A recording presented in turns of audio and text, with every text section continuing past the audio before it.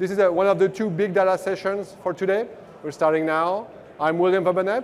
I'm a product manager on Google Cloud Platform. More specifically, I'm responsible for big data services on the platform.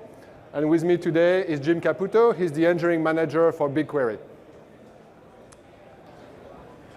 So speaking of big data, when you talk about, talk with industry analysts about big data, there's 2 factors which are most often listed as explaining the growth of big data. We believe there's a third one, which is just as important and becoming more important every day, and we'd like to talk about that. So the 2 which are usually agreed are first, the increase in the availability of data.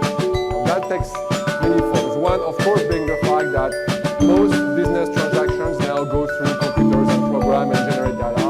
And not just business transactions, a huge number of interactions of all kinds, including non-financial interactions, go through computers and programs, and a lot of data is generated that can be kept and help document what happens.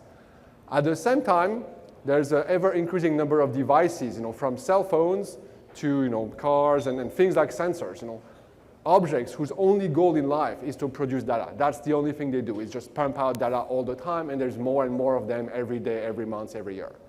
Fortunately, the cost of collecting and storing all this data is coming down dramatically as well. So all those 3 factors together, that explains the much larger availability of data.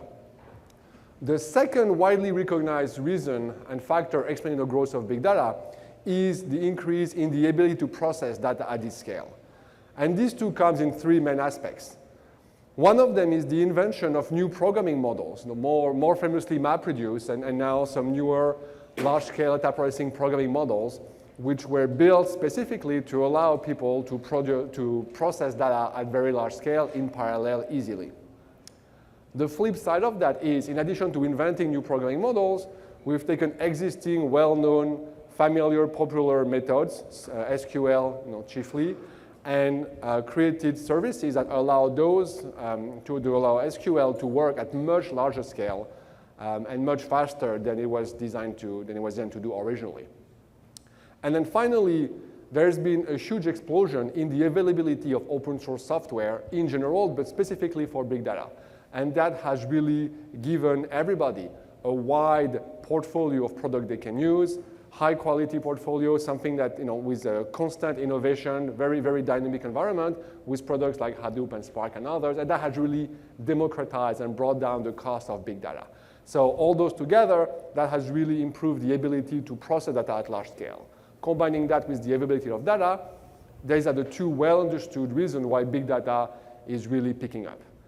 The third one, and the one which I would submit is just as important and becoming even more important, and 2 days in general and the keynote this morning, I think, helps make that very clear, is the emergence of the cloud consumption model for big data. One aspect of that is how easily it lets you get started. You can wake up one morning with an idea, and by the end of the day, even if the idea involves processing terabytes of data, you've tried it, you've iterated, you've tested it, maybe you've abandoned it or you've refined it. Like you've already been able to do work with it and make progress without having to start by thinking about, can I do it? What do I need? How do I get the infrastructure? You just go do it. Whether it's a 1-day personal project or a 1-week, 2-week proof of concept, you can right away start using systems and do that at a very, very low cost. And then for those ideas and projects that actually prove to be useful that you want to take forward, where you are already in the cloud, you can scale those pretty much infinitely and keep doing that at a very, very, very low cost of ownership.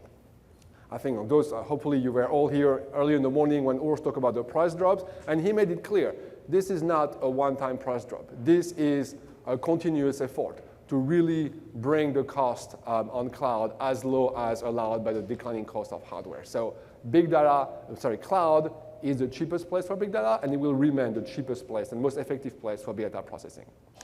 And finally, the third aspect of the cloud consumption model for big data is that on a platform like Google, you have a chance of using a mix of platform-provided services, fully hosted, fully managed, as well as open source software. And you use them, it's not one or the other. You use them together.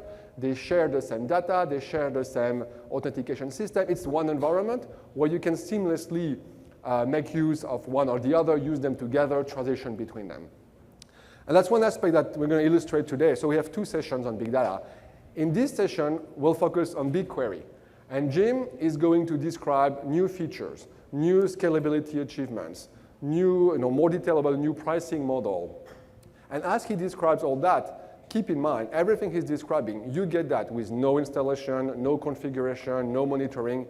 You just come, send your query, get your result. That's it. This is the best of a fully hosted, the easiest to use, most productive services. And then, at the same time, we'll have at 3:30 here in the same room another session all dedicated to running open source big data processing software on Google Cloud Platform. And there we're going to show how the quality of the infrastructure, the compute, the storage, the network, give you excellent performance and excellent cost performance running open source data software. We'll talk about some work that we've done to implement open source APIs to natively connect to data sources. We'll talk about some tooling that we've put in place. We'll describe in detail how much value you can get from running open source software for big data at Google. And keep in mind, between these 2 sessions, hopefully you'll be able to attend both. This is really one platform. We've broken that in 2 sessions, but it's one data set, one environment for you to bring your big data processing. So for now, I'll yield to Jim, and he's going to give us all the goodies about BigQuery. Thanks. Thanks, William, and thanks everybody for coming this morning. I'm really excited to be here to tell you about the latest innovations we've got going on in BigQuery. So we launched BigQuery a little under 2 years ago, May of 2012. And what we brought to market for the first time was the ability to scan multi-terabyte data sets in just seconds. This capability was previously unheard of, right? This unlocked a whole new set of use cases, the ability to finally do interactive analysis over huge data sets. We combined that with tremendous ease of use. No provisioning, as William was talking about. No figuring out how many machines do I need to do this? How many cores would it take to process a terabyte of data in seconds? And we make it convenient, right? The convenience of SQL and open interfaces like our REST API, web user experience, a SQL 92 compatible ODBC driver. And finally, we introduced this notion of big data storage. We wanted to improve the experience around how you actually interact and manage your data. Most of the large data processing, big data processing is done on large files, large quantities of files. We felt like a familiar database structure is what people really wanted there. They wanted easier data management. They wanted to be able to ACL and share their data. After all, you're moving all this data into the cloud. Shouldn't it be easier to collaborate with your coworkers, right? And we made it easy and fast to get your data into the system. So we've been hard at work over the last 2 years, and we've added quite a few pieces of new functionality along the way. Shortly after launch, we introduced batch processing. So you had the ability to queue up all of your jobs, and then we would just run them when idle resources were available. Clearly, not every use case requires interactive performance. The Excel connector made it easy to use Excel as your primary front end if you desired, and then use BigQuery as your primary big data back end. I've got a lot more in terms of partners to talk about in a moment. Next, we added JSON import in addition to sort of standard CSV imports. JSON's obviously valuable, pretty ubiquitous standard in terms of moving data around, but more importantly, it unlocked nested and repeated fields for us, which is a pretty powerful, although admittedly a little bit complex data structure to make use of. We also made it possible to bring data stores. If you have a cloud data store instance, you can back that up and then bring it right into BigQuery for analysis. Or as mentioned earlier, at the beginning of last year, Big Join, the ability to join 2 arbitrarily large data sets together, regardless of join key that you're operating on. Big aggregates, the ability to group on something that has potentially millions of distinct values. So, for instance, you're grouping on something like user ID that's going to scale with the size of your system. And then timestamps. So we're furthering that goal of making this more database-like. A standard timestamp data type and the accompanying functions that would go with that. After that, large query results. So not only were you able to query data of unlimited size, you can now generate data of unlimited size. So all of a sudden, we started seeing more and more use cases emerging. We started with that interactive analysis. Started seeing people doing more ETL processing, for instance, on top of BigQuery. Query caching, just to help out application development, reduce costs, speed things along. Analytic functions, we continue to invest in our SQL engine. Near the end of last year, the streaming API. It actually launched with 100 rows per second initially, combined with that feature you saw that Eric demonstrated with table decorators. So the ability to just slice into, I only want to see the last 2 hours of data, for instance. Right at the end of last year, Google Analytics integration. I'll talk more about this in a moment. And finally today, a bunch of new features coming out. We've dramatically increased the streaming rate, as Eric showed you, up to 100,000 rows per table now. Table views, again, extending on that goal of advanced big data storage. We want this easy to use. We want you to be able to reuse this stuff and share large queries across your organization more easily. Table wildcards. So also mentioned this morning, the ability to very easily shard your data across many tables.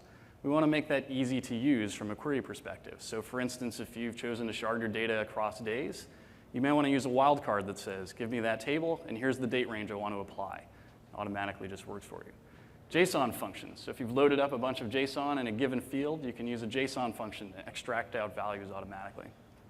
And finally, a whole bunch of other SQL improvements, trying to make us much more closely aligned with the standard SQL 92 spec, as well as a whole bunch of additional improvements like some of those analytical functions.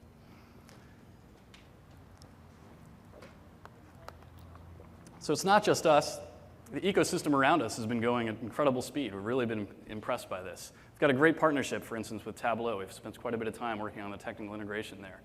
We've been able to see whole new use cases emerging in that space as well. Actually bringing interactive performance to a visualization and data analysis tool like that has been tremendous. I saw a great example of pandas, so Python and analytical functions done there in the open source community. As you can see, a whole bunch of other providers all working around us. So thanks for all your efforts out in the open source and partner community. We're sort of excited to see where this can go next, building on top of the BigQuery platform. So BigQuery streaming, let's dive into this a little bit further. As demoed this morning, we can do 100,000 rows per table at a low cost of just 1 penny per 100,000 rows, and real-time availability of that data. This dramatically simplifies the amount of infrastructure that you have to build and maintain on your side. No longer do you need to batch up records and figure out when you want to submit those and at what latency or frequency they're going to come into the system. And the use cases are endless here. So for starters, you can see an example like that distributed application that Eric built. But we're starting to see other examples emerging. And working with a customer, Streak, one of our early adopters, they were impressed by this. They were able to use streaming to reduce the amount of infrastructure, of course, to simplify the infrastructure to bring their data into the system. And so great, they were able to continue using their standard reporting. What they found were new use cases emerging. All of a sudden, they had user support scenarios that would come in, and rather than have to go to one system and to figure out the debug logs, they could go to a single system, look at the debug logs, right alongside what was the historical behavior for this customer, what was their user experience over the last month or so. So we think this is the best of both worlds. It gives you the flexibility to do that real-time processing that you desire when you need it, that low latency processing, while also bringing that data into a storage system that's capable of doing your full historical analysis. So there's nothing disjoint here. Everything is all done in one location. Moving on next, I'd like to deep dive for sure into Google Analytics. For the first time, Google Analytics customers are now capable of bringing in completely unsampled, row-by-row detail of their analytics data. This was previously unavailable, and the volume of data here is tremendous. Bringing this data into the system is done completely for you automatically via managed pipeline behind the scenes. Bringing this data in couldn't be any easier for you. All you need to do is sign up for Google Analytics Premium. The data automatically arrives on a daily basis. So we've already seen quick adoption here. The number of use cases are essentially endless. In talking with some of our early customers and website owners, the first thing they were amazed by is the volume of data that they could actually analyze inside of BigQuery. No longer were they looking at month-over-month changes. They were looking at year-over-year changes over many years, something just previously they couldn't actually endeavor to do. Secondarily, we've seen quickly customers are actually uploading their transactional information, which is pretty exciting because now they can do those big joins, those data mashups. They can actually look at, in this case, the customer was interested in trying to figure out why are some users spending a fair amount of money on their site. They come back, but they're not repeating their purchases. What changed? And then there's another example as well.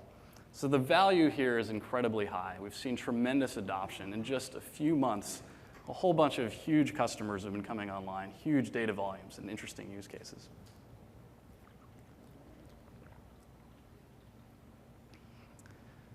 So I wanted to look at a few other use cases I found interesting. Interactions marketing. Interactions does on-site retail marketing. So they're actually out at storefronts doing marketing campaigns. So actually maybe a sample of some sort that they're distributing. And they wanted to understand the answer to what I thought was a pretty straightforward question. They wanted to understand what's the impact of weather and weather events on these retail marketing campaigns. As it turns out, their analysts had struggled to do this for quite some time. The data volumes were just too large. They couldn't perform that data mashup. But I love this quote here from Giovanni. He says, analyses would require hours or days to complete. With Google, it took just minutes. This time to insight was previously impossible.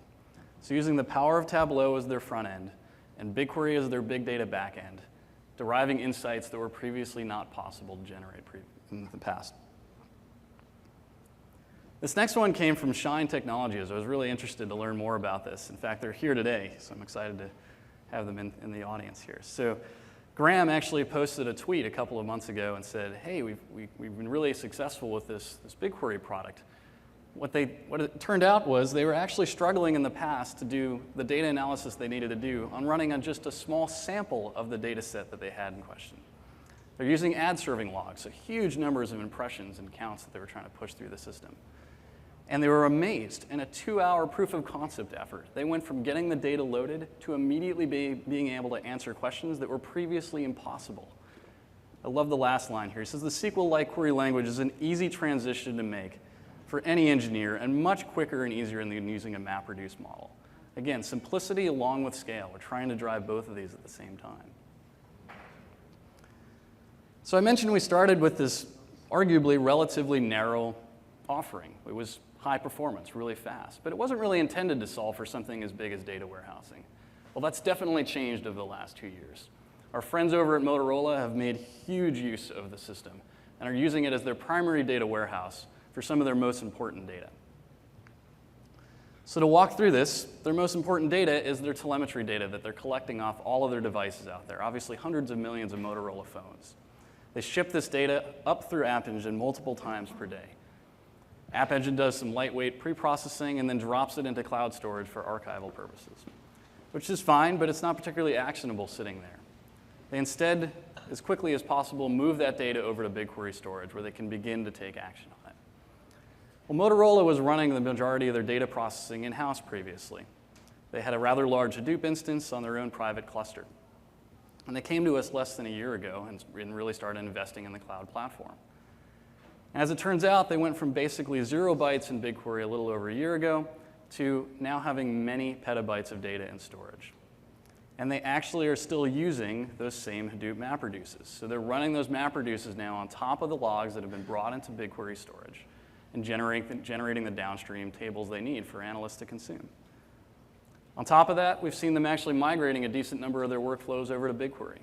So MapReduce is great in some instances. SQL solves for other cases. Might be simpler to use in some circumstances.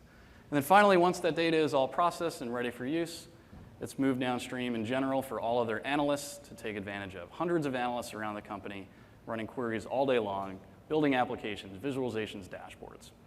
So whereas previously we assumed that BigQuery was primarily intended as an analytics engine, now we're seeing it expanding, seeing it going into this data warehousing role. So I've harped on this quite a bit now. BigQuery storage, it's more than just file storage. We've invested in it quite a bit, and we continue to make improvements. It's, of course, everything you would expect from cloud-based storage, right? It's highly available, highly durable.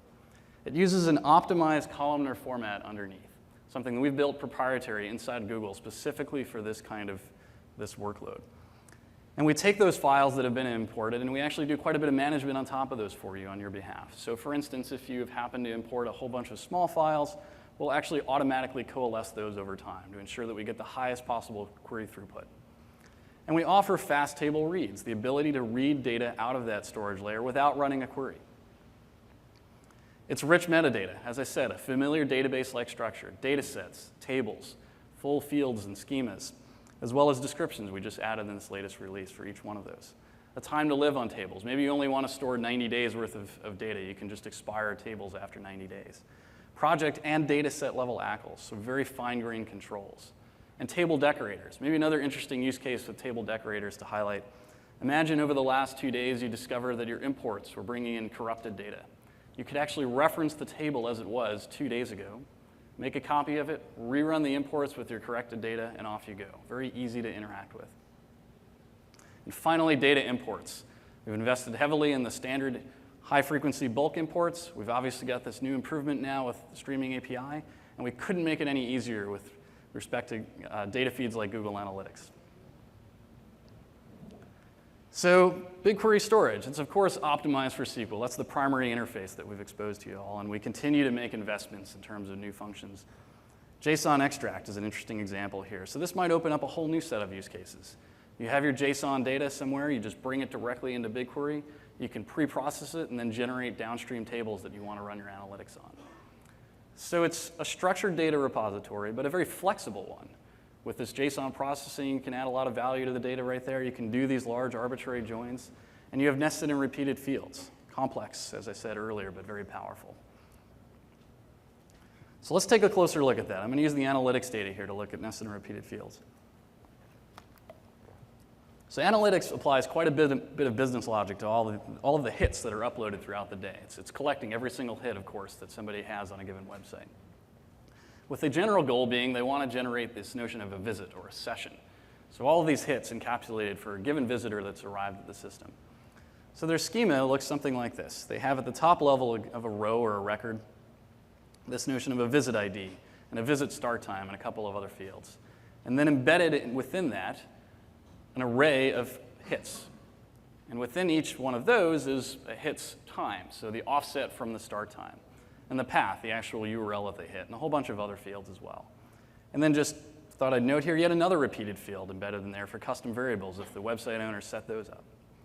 And those would hang off of the hits array. So what does this actually look like here? So we actually run Google Analytics right on top of that BigQuery user experience that you're able to use. So I pulled out a single visit here from early February. Looking at a few here, I noticed the user went from GitHub nested, one of our public data samples, and then moved to the timeline version of that, and then kind of proceeded around to various different tables there. So they were sort of exploring clearly and trying to get a sense of what are those different tables, what can they do with those.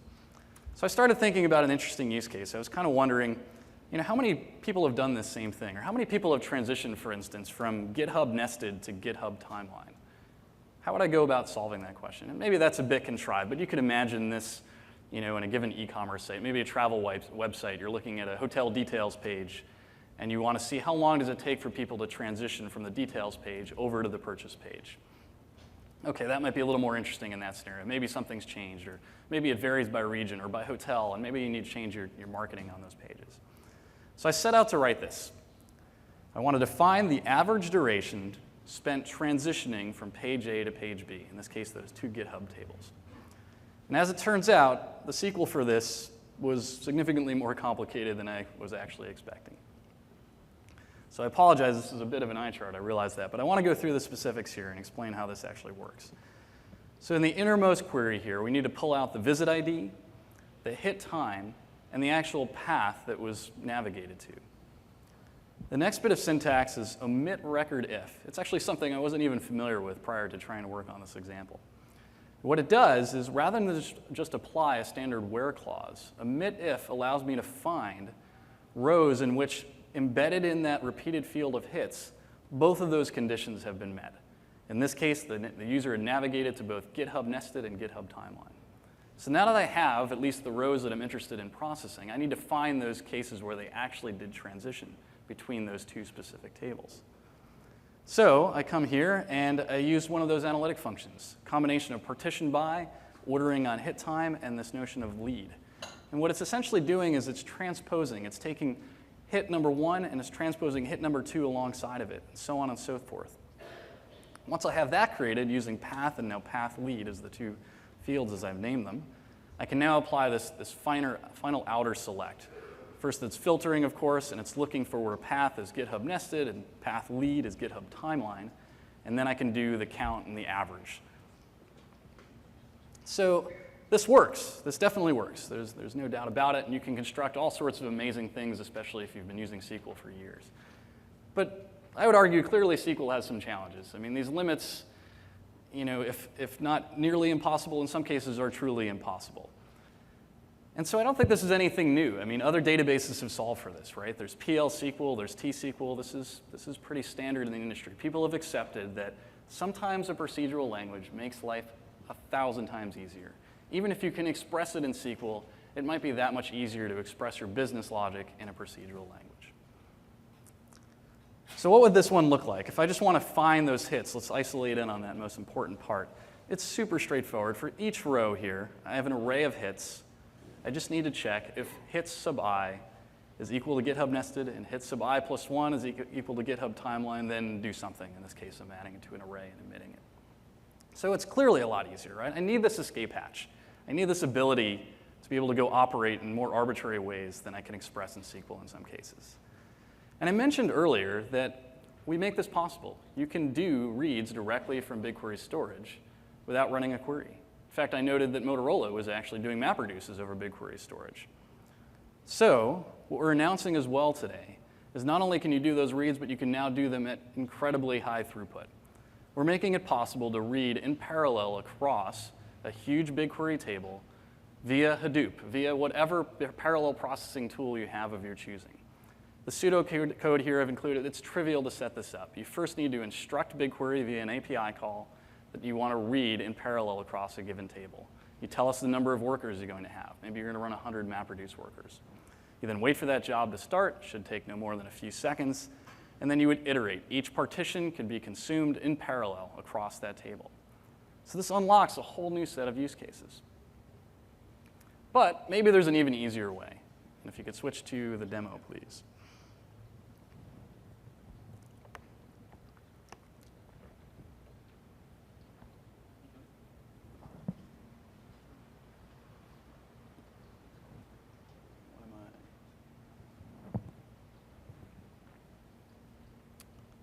Apologies, it's pulling up the wrong desktop.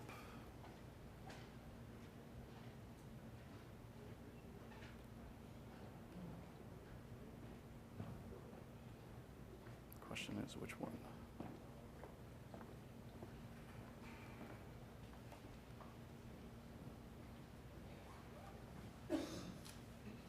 No. Little help.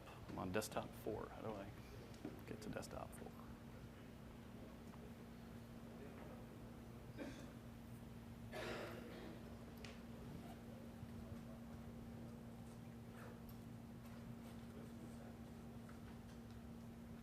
Ah, much better.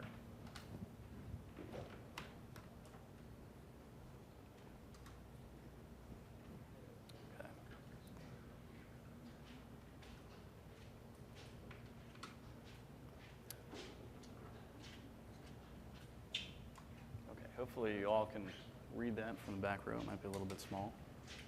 Okay, so what you're looking at here, I mentioned we have the GitHub nested table alongside the GitHub timeline table. So here I just induced this behavior. I've navigated between the two. And I've pulled in all of our analytics data into this test data set here. So we can take a quick look there as well. So we have visit ID and visit start time like I was talking about, a whole bunch of other fields here, totals, traffic source, the device that you've navigated from, as well as that repeated field of hits, so hits and the hit time and the page path. And this table isn't particularly large here. It's about 18 gigs, about 11 million rows.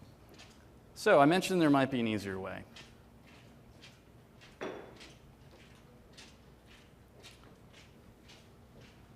Well, indeed there is. We are combining the power of that procedural language right inside the power of BigQuery, the full scalability of BigQuery, allowing you to merge right together both SQL and JavaScript at the same time.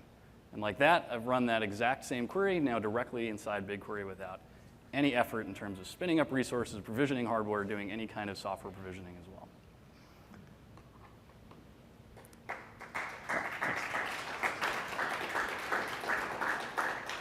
So taking a closer look here, it's pretty straightforward. We've got a standard SQL select at the top here, pulling from that given table. The next row, I'm instructing BigQuery what is going to be the input schema I'm interested in, so which fields do I want to pull out of that table.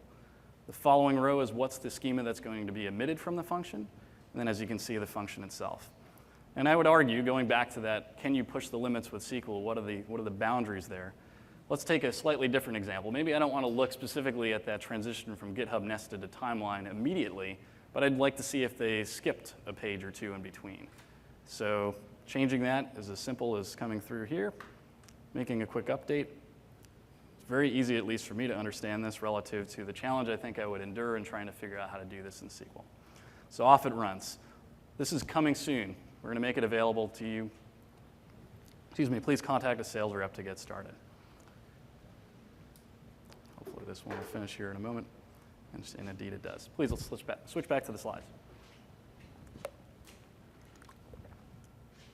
So with BigQuery and the combination of both SQL and now JavaScript UDFs, we think we're unlocking a whole set of new use cases. We're very excited to see what you guys can come up with next on this. So BigQuery storage, in summary, it's optimized for SQL, of course, and we're going to continue to invest there. We have a whole bunch of new improvements coming down the road. Fast table reads, the new ability to do huge scale map reduce directly against a BigQuery table, not having to necessarily do any operations in between. And finally, coming soon, JavaScript UDFs on top of BigQuery data directly. So the last area I wanted to cover are those pricing announcements. We talked about those this morning in the keynote. We're definitely excited about opening this up more broadly to more users. So why are we doing this? Well, of course, to reduce price, lower barrier to entry. We want more people. We want everyone to have access to big data processing. We've also heard from the larger customers we have that really wanted predictability in terms of costs. Additionally, we've seen these new usage models emerging since we started. So data warehousing, now streaming ingestion, doing real-time capabilities, and UDFs coming along the way soon. So lower across the board, everything is coming down. So lower query pricing, $5 per terabyte, an 85% reduction off of our current $35 price point. Lower storage pricing, $26 per terabyte per month, 65% reduction. And what's really important to note here is that your storage pricing is completely independent from your query pricing. So you can park as much data as you want with this at bare bones pricing and not necessarily have to pay a dime in query costs. Use it as much or as little as you want in terms of query. It's immediately available. Only Google has the infrastructure in terms of storage, network, and query capability to give you these things independently. And finally, lower streaming costs. 1 penny per 100,000 rows. We've actually deferred pricing on this until July to let you get started now. So on-demand query pricing, a closer look at this. This is essentially our existing usage model. It's ideal for interactive ad hoc analysis. It leverages a very large shared pool of resources. Because it is a shared pool, we do impose these limits in terms of how much a single user can use, making sure everybody gets their fair share of those resources. Pricing is simple, $5 per terabyte processed, no contracts, pay as you go. Doesn't get any easier. But it was also mentioned this morning, we have a whole new pricing model coming online. It's reserved capacity. It gives predictable costs for those larger workloads, consistent performance, and we remove those concurrent query quotas. You choose how much capacity you need to send as many queries as you like. So capacity reservations, the purchase in increments of 5 gigabytes per second. Something that's relatively easy to get your head wrapped around. How much do I want in terms of throughput? Not how many machines do I need to buy, how many cores do I need? Do I need SSD versus regular disks? What do I need to do? Larger, more consistent workloads is what this is after, obviously, with a monthly commitment attached to it. Each 5 gigabyte per second increment costs $20,000 per month. It enables 13,000 terabytes of processing per month. If you were to fully utilize that, that's actually a 95% price reduction off our current $35 price point. So what is 13,000 terabytes, though? That sounds big, but I'm not really sure what it means in reality. So I put together a quick example customer scenario here. Let's imagine you have 50 terabytes of data stored, and your average query size is about 2.5 terabytes.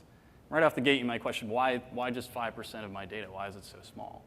Well, I mentioned earlier, columnar data format. It's very highly optimized. We reduce the amount of data scanned simply based on the columns referenced. So if you had 50 columns in the table and you're only referencing 5 of those, probably about 10% of your data is actually going to be scanned in that query. But there's other places you can save. So table partitioning and using table wildcards. If you have daily tables and you only need to query over 7 days, then only reference 7 days worth of data. You don't need to reference the whole year.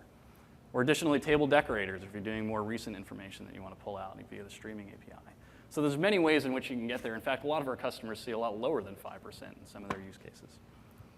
So I'm also going to imagine that this company has 2 analysts that they want to have operating on this particular data set, and those analysts are going to run about 75 queries per day.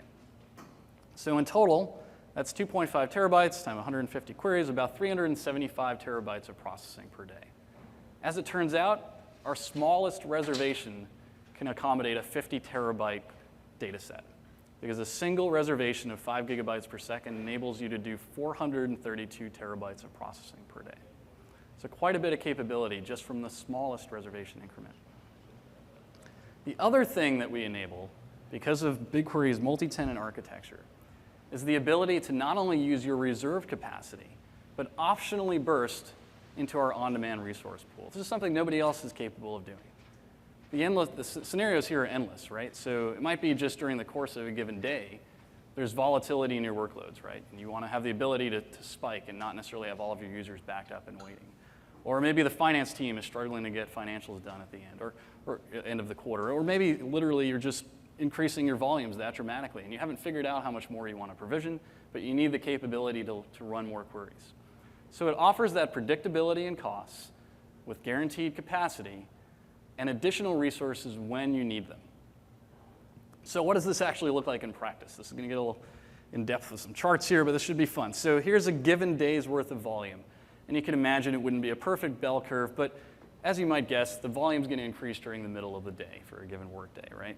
And so this curve is measuring query throughput, essentially the number of queries you're pushing into the system at any given time for your reservation. In this case, using that customer example, the total query processing during that day was 375 terabytes. So that customer reserved 5 gigabytes per second, and they've chosen not to actually burst. That's where they started out. They felt like that was the appropriate approach. And this is what you would get if you were provisioning your own hardware or buying or reserving n number of instances. You would get something that looks like this. Rather than the smooth bell curve, you would end up capping your capacity. All of your queries would start slowing down. Your users would get a worse experience. And then hopefully at some point near the end of the day, the system catches up and recovers in the middle of the night, and eventually you come back and the same experience again. We've all experienced this. Oh, the SQL server is running slow today because there's a lot of workload going on, right? But with BigQuery, you don't need to run into this problem. In our case, we're able to actually burst that additional need above and beyond your reserved instance. Ironically, the query capacity required is the same. We still have 375 terabytes of processing to do in that day. The difference is your users didn't have to bump into those painful slowdowns. So this is burst with cap. There was no change. I'll explain cap in a moment. In the next example, they've also chosen burst with cap, but over time, their data volumes have grown. The number of queries they're running is higher. So they're spending the vast majority of their time above their reservation, more than they've reserved in terms of query throughput. So what happens in this case, because they've told us, they said, we can't go beyond our $20,000 per month budget, we're actually going to stop them at some point. We're going to stop them technically at 432 terabytes in that given day. They could, of course, go outside the reservation and still run on-demand queries. I want to be clear about that. But they have told us, they've instructed us, they don't want to go beyond that cap. And then finally, the last example, this case, they've chosen, they haven't figured out exactly how much more they want to reserve, but the last thing they want is their queries to get blocked. So they're allowing this to go through. They're going to process, in this example, 510 terabytes. So a number of scenarios there, and I realize that might be a bit complicated, but I'm trying to highlight the tremendous amount of flexibility we're bringing. The first scenario is perhaps the most obvious one, because this is what most people face on a given day. They buy a fixed amount of capacity. They're capped at that capacity.